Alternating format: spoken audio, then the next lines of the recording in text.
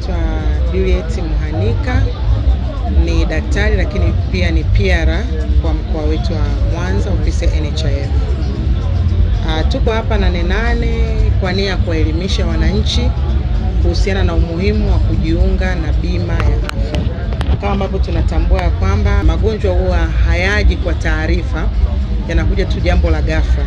Kwa ni muhimu mwananchi yoyote akawa na uhakika wa matibabu kabla ya kuugua.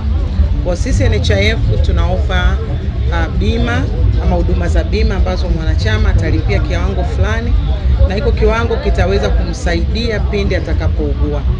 Na bima zetu haziishi tu kwa mtu mmoja, zinaenda mpaka kwenye ngazi ya familia, ambapo unaweza kujiunga wewe peke yako, wewe na mwenza wako, au wewe na watoto, au wewe mwenza na watoto, kwa gharama nafuu sana ukilinganisha na gharama za matibabu sasa hivi huko nje.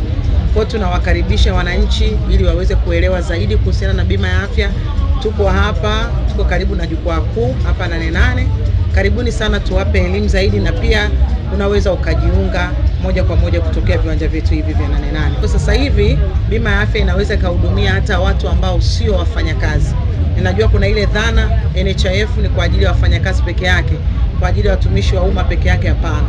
Tayari tumejipanga kumfikia mtu mmoja mmoja, mkulima, mfanyabiashara, mwanafunzi, mama wa nyumbani, baba wa nyumbani, yoyote yule, kwa kuanzisha utaratibu wa vifurushi.